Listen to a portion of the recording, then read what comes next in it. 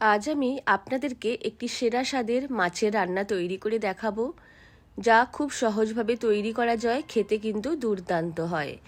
রান্নাটা তৈরি করার জন্য কড়াইয়ে পরিমাণ মতো তেল গরম করে নিয়ে 6 পিস কাতলা মাছকে ভালো করে ধুয়ে নিয়ে নুন হলুদ মাখিয়ে রেখেছিলাম।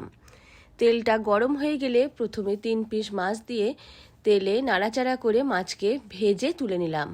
বাকি তেলে আরও 3 পিস মাছকে ভেজে নিচ্ছি।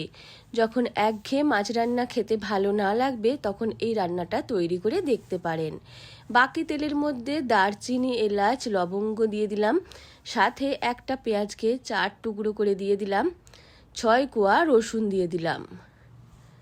কয়েক সেকেন্ড মিডিয়াম ফ্লেমে ভেজে নিচ্ছি। একটু ভাজা হয়ে গেলে একটা টমেটোকে 4 ফালি করে নিয়েছি, টমেটো এর মধ্যে দিয়ে দেব। পেঁয়াজের সাথে মিশিয়ে টমেটোকেও কয়েক সেকেন্ড ভেজে নেব, যেন কাঁচা গন্ধটা না থাকে সেভাবেই ভেজে নিতে হবে। যখন ভাজা হয়ে যাবে এগুলোকে তেল থেকে তুলে একটা প্লেটের মধ্যে নিয়ে নেব। একটা প্লেটের মধ্যে নিয়ে নিচ্ছি। একটু ঠান্ডা হয়ে গেলে এর মধ্যে দিয়ে দেব 2 শুকনো লঙ্কা, 1 চামচ কালো সর্ষে, 1 চামচ জিরে, আর দিয়ে দেব 2 কাঁচা লঙ্কা। ঝালটা আপনারা অবশ্যই নিজেদের স্বাদ মতো দেবেন। এইবার একটা পেস্ট তৈরি করে নেব।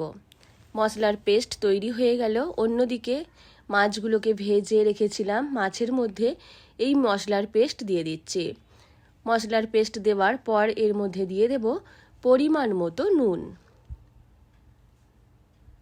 অল্প একটু লঙ্কা গুঁড়ো আর অল্প একটু হলুদ গুঁড়ো। আপনারা চাইলে এখানে কালারটা ভালো আসার জন্য অল্প একটু কাশ্মীরি লঙ্কা গুঁড়োও দিতে পারেন। আমি এখানে অল্প একটু কাশ্মীরি লঙ্কা গুঁড়ো দিয়ে দিলাম। সব মশলাটাকে সবগুলো মাছের সাথে ভালো করে হাতে করে এইভাবে মাখিয়ে নিলাম। হালকা হাতে মাখিয়ে নিতে হবে যেন মাছগুলো ভেঙে না যায়। এইবার অন্যদিকে মাছ ভাজা তেলের মধ্যে গ্যাস আবার অন করে দিয়ে তেলের মধ্যে মাছগুলোকে দিয়ে দিলাম। সাথে দিয়ে দেব মশলা ধোয়া অল্প একটু জল। মিডিয়াম ফ্লেমে 1 মিনিট ঢেকে ফুটিয়ে নেব। 1 মিনিট মতো ফুটে গেছে, ঢাকনাটা এইবার খুলে দেখে নেব। খুব সুন্দর একটা কালার এসেছে আর সাথে খুব সুন্দর একটা গন্ধ বের হচ্ছে।